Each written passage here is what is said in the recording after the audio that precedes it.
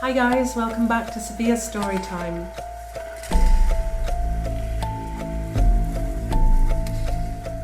Okay, so we are now in June 1649.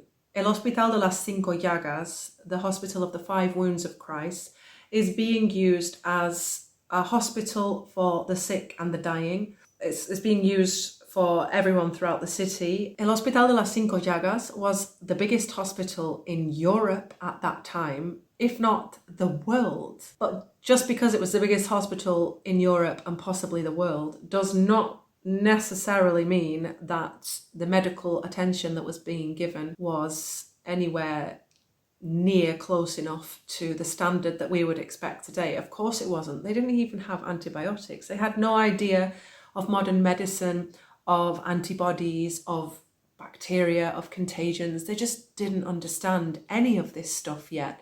They were just doing the best that they could.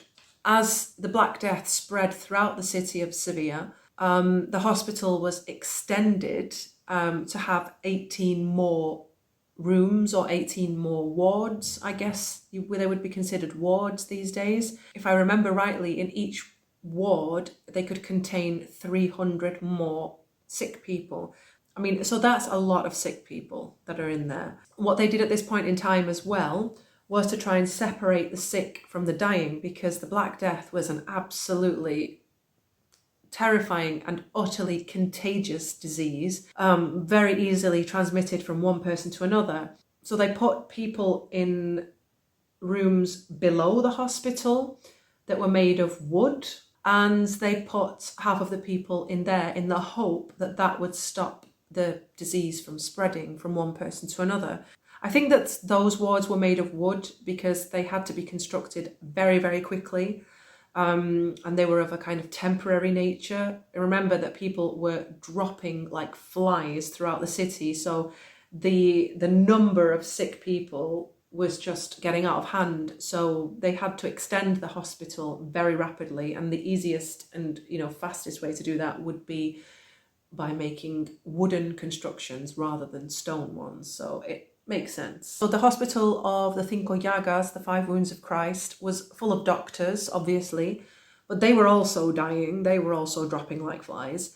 And it was also attended to by monks, so Capuchino monks. If you actually know Sevilla well, then you'll know that near the Basilica de la Macarena, there's a ronda, so there's a road, there's a huge avenue that kind of curves around.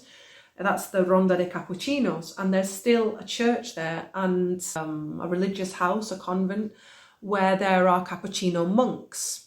And that's where the name Ronda de Capuchinos comes from, because there's a Capuchino community there. So those Capuchinos, obviously not the same men that are alive today, but those Capuchinos, that order, were the ones that were serving the hospital of the Cinco Llagas, and also the Mercedarios, who had their seat in what is now the Museum of Fine Arts, El Museo de Bellas Artes. That was once a convent, or I should say maybe a monastery, for the Mercedarios. So those two religious orders were attending to the sick and the dying at El Hospital de las Cinco Llagas. For the people of that time, and for me, I would be the same, because I am a believer, so this would be very comforting for me. For the people of that time, it was important for them to not just receive physical assistance from a secular doctor. They also wanted to be attended to spiritually. So to have the presence of those monks in the hospital was fundamental. They needed to know that while their lives might be in danger physically, that they would be okay, that they could receive their last confession, their last rites, the anointing of the sick, maybe even their final Holy Communion. The work that these monks were doing, they were actually very brave, because they were putting themselves into the lion's den, but that's how much they believed that they were helping those people and that they had a mission to help them. And so I think it's commendable that they were in there doing that. El Hospital de las Cinco Llagas at that time wasn't really the most comforting of places to be, although it was a hospital, because there were absolutely terrifying scenes outside of the hospital. There were queues of people waiting desperately to be attended to. Imagine that, queues of people infected with the plague standing outside the hospital desperately begging to be let in. Some of the descriptions of those scenes are just, they're so haunting. Thank God we are not living through this now. By the way, do you like my t-shirt? I am your father. Oh, he died recently, didn't he? Oh my God, why do I keep talking about dead people all the time? Stop it. I'm talking about the Peste Negra, the Black Death, like what you expect. But yeah, James Earl Jones died while I was in Manchester on my holidays. Like, literally the first day I arrived, and I was like, oh my God, no. Mufasa, Darth Vader. I knew him as Mufasa first, so 90s kid. Anyway, I digress. Where were we? Ah yes, a field of terror in the Macarena. Okay, so there are some pretty horrendous descriptions of what was going on outside the hospital of the Cinco Llagas in the Macarena around June 1649. It was absolutely packed to the rafters and even to the basement of people that were sick and dying. Even the doctors were dropping like flies. And it didn't stop in the interior of the hospital and the outside of the hospital. There were people queuing up, desperately trying to get seen. Obviously, this was such a contagious disease that there just wasn't enough time to see everybody or space. Actually, one of the most disturbing things that I've heard about the story of the Black Death in Sevilla is that some people were curious to see the chaotic scenes that were going on outside of the hospital. So people would come to the Macarena just to see people wailing in terror and dropping dead and screaming. People would come out of some kind of morbid curiosity, almost, I don't want to say as if it was entertainment, but I mean, you never know. Human beings are really weird and morbid, and it wouldn't surprise me. And the irony is that a lot of the people that came to see these absolutely mind-blowing scenes ended up getting infected because they put themselves in danger going into the front line. Like, I mean, it doesn't take a lot, does it? I mean, like, use your noggin. Like, why would you go to a place that's packed with infected people to get your popcorn out and be like, oh, look, she's just dropped. Oh, look, she's confessing her sins. Oh. You know, of course you're going to get infected. Bloody moron.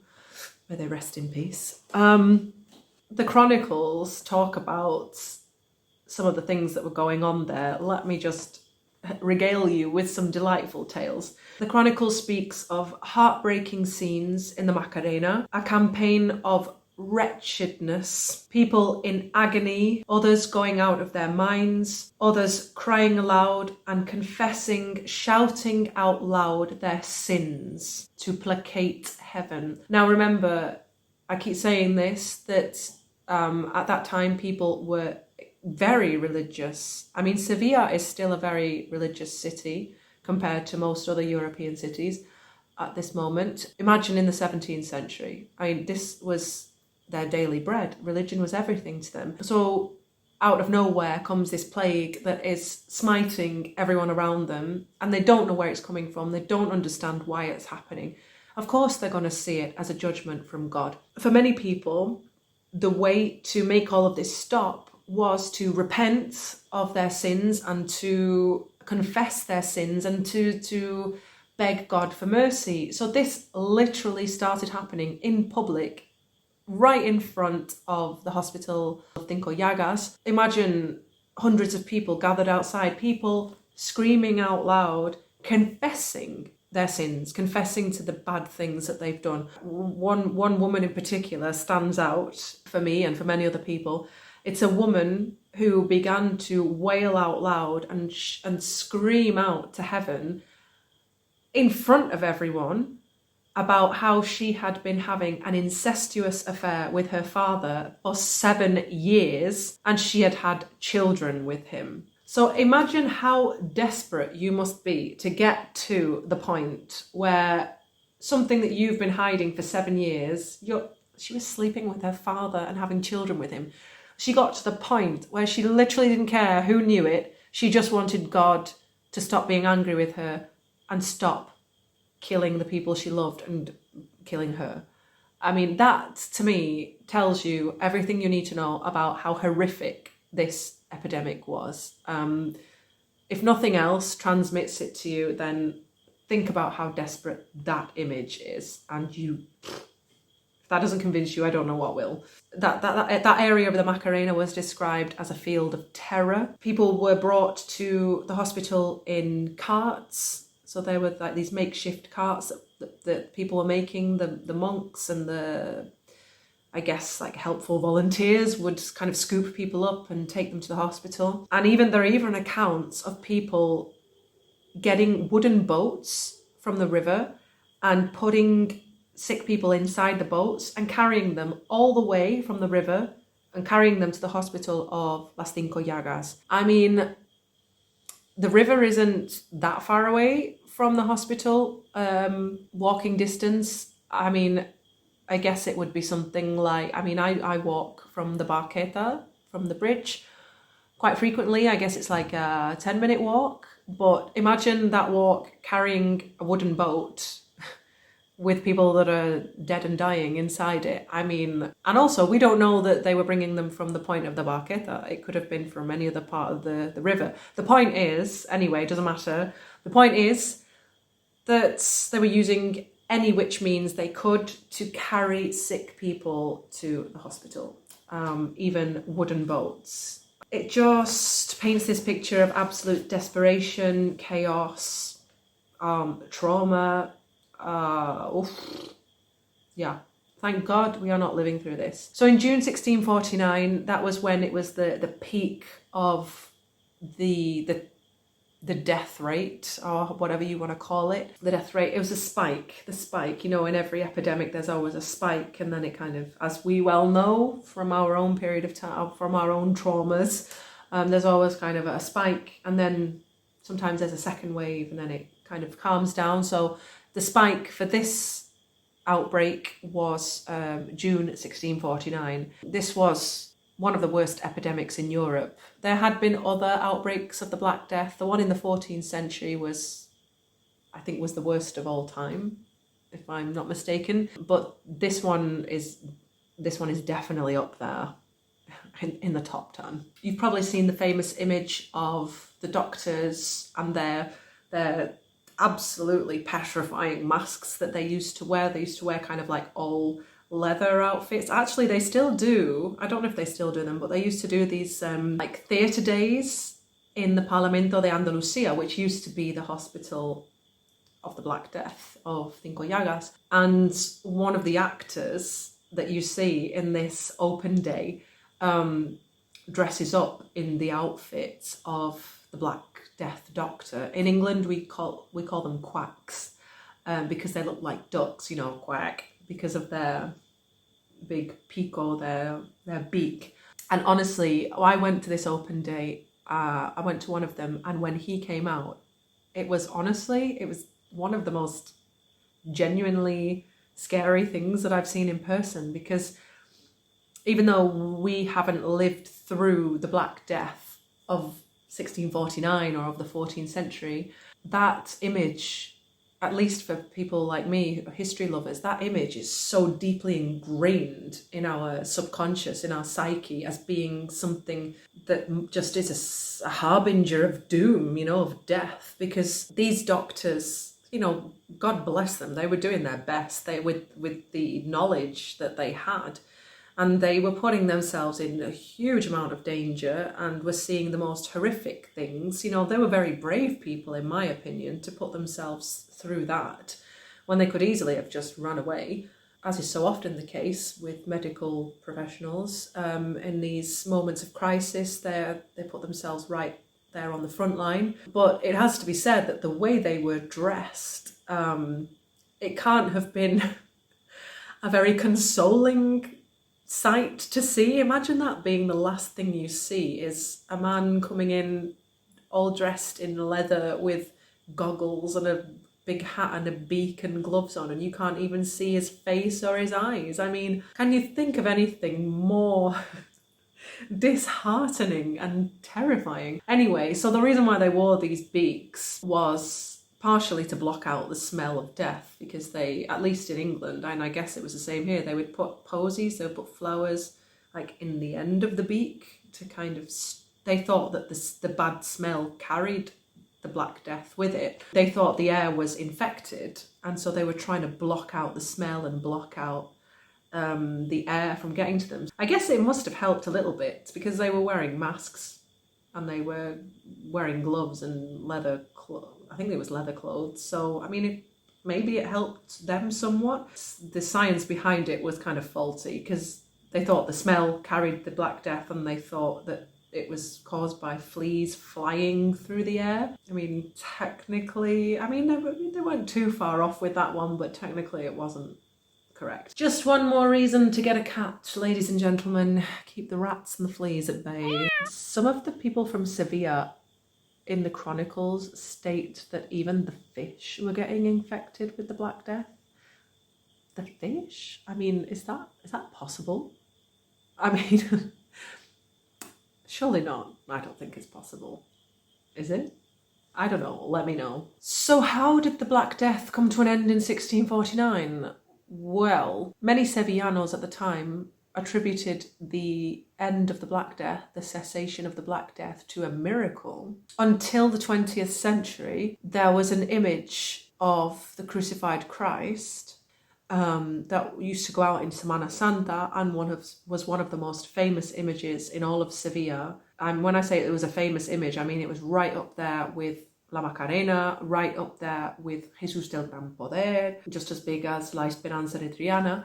And that image was El Cristo de San Agustín. It was an image made in the 14th century, and it was, a famous image. It was one of the biggest hermandades, a big devotion. One of the ideas that they had during the time of the Black Death was to have a procession of this Christ begging God for the end of the Black Death. This is what they actually did. This just shows you how much faith they had. They had a religious procession with this image of the crucified Christ. It went through the Calle Águilas, it went up Cuesta del Rosario, through the Calle Francos, La Cuesta de Bacalao, Placentines, so all of the kind of the city centre routes that we're so familiar with in the modern day Semana Santa. Whether you believe in coincidence or you're more of a kind of God incidence kind of person,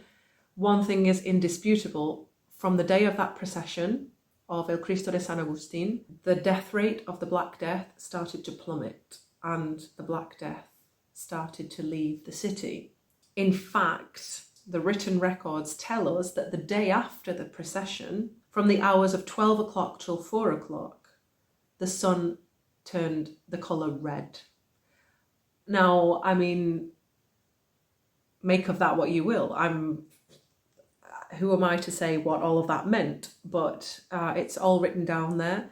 These are people of faith, and they had a religious procession. They begged God for the Black Death to go away, and it started to go away the day after the procession.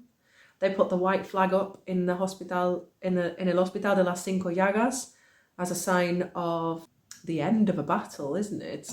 On the day of Santiago, which is July the 25th, and it was over. I mean, I guess it wasn't over immediately overnight, but the worst was over and it all started to go away. Right, so this image of Christ, El Cristo de San Agustín, was in the church of San Roque. If it was a popular devotion before that, I mean, can you imagine how popular it was after? It was miraculous. It's considered to be a miraculous Christ, and it's pretty iconic as well because it has real human hair, very long.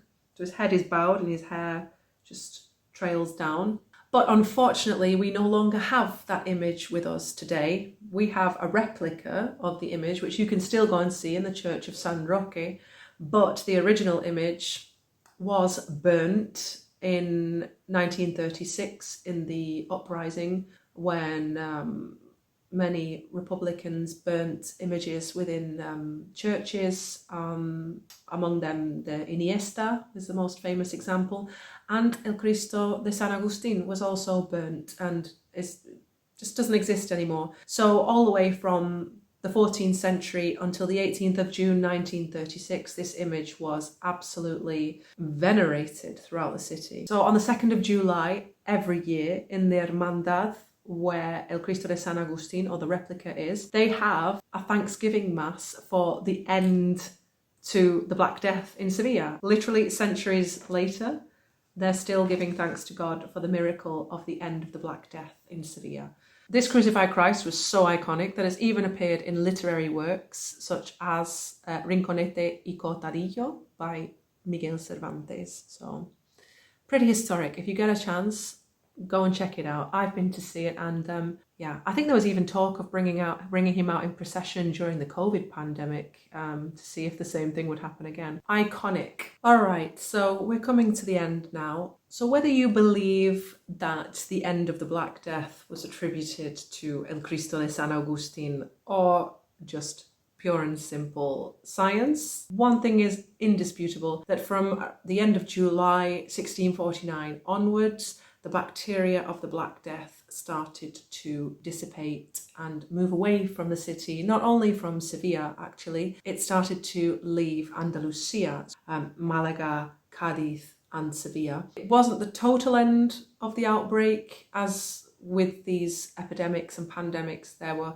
kind of other peaks and troughs, a spike here, a spike there, but the worst was over, basically. But unfortunately, the city of Sevilla never recovered from the Black Death. As I've already mentioned in the previous videos that I've done on this topic, Sevilla had been one of the most powerful cities in the world, if not the most powerful city in the world at that time, one of the most influential cities in Europe, and the Black Death completely devastated the population. Literally 50% of the population of Sevilla was wiped out by the Black Death. The city was never the same again. Pierre Charnoux said, "Sevilla ya no es Sevilla." That is, he said, Seville isn't Seville anymore. Very sad. Almost all of the kind of power bases that Sevilla was home to before the Black Death, after the outbreak and after everything had calmed down, those power bases moved to Cadiz. Yeah, it really was a huge blow to the city, and Sevilla kind of fell into decline. There were some wonderful Baroque movements and artistic expression that came out of the city of Seville still after the Black Death, but it certainly never recuperated its political power. I'm not sure how to end this video, to be honest with you, because it's been quite a journey.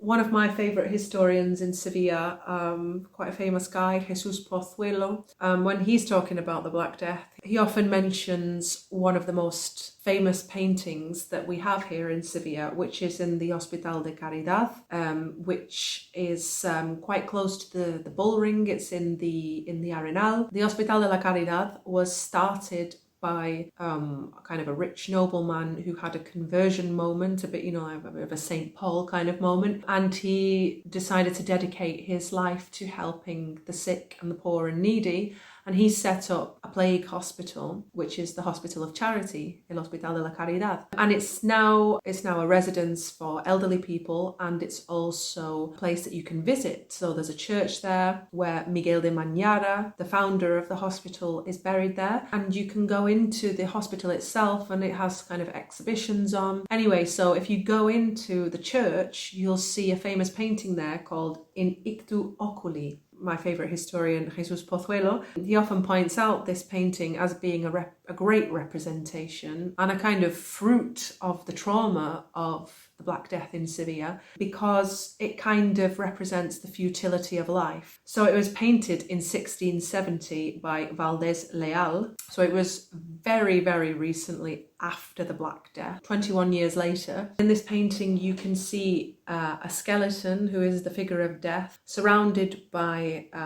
all of the trappings of riches and wealth and fame, and kind of with his foot on top of the globe. And it basically is meant to represent the fact that, you can be rich, you can be a powerful noble person, you can be the Pope, you can be an archbishop, you can be a pauper, but in the end, none of it really matters, because death does not discriminate between the rich and the poor, between the wealthy and influential and the forgotten. All of these trappings of the world are just that. It has to be a kind of representation of the traumas and the realizations of something as horrific as the Black Death in Sevilla. And so if you have the chance to go into the Hospital de la Caridad, I do recommend that you have a look. There are actually 2 paintings in there that represent the futility of riches and fame and earthly power. Have a look. And so there we have it. When I think about things like the Black Death, it always just fills me with gratitude for the advent of modern medicine, of antibiotics, of the knowledge that we have now about modern medicine. And I just thank God that I wasn't born in those times. You know, we have our own problems and struggles now, but my God, where would we be without modern medicine? Thank the Lord. So anyway, I'll be back very soon with more content, hopefully a more cheerful topic next time. If you did like this video, please do like and subscribe and follow me for more content like this and more cheerful content too. And I will be with you very soon. Don't have nightmares. Ciao. Bye-bye. Oh, I don't have to talk about the Black Death anymore. Olé! This is a heavy topic, man. This is heavy. I'm gonna have nightmares. Never mind you lot. Bloody hell. La peste negra.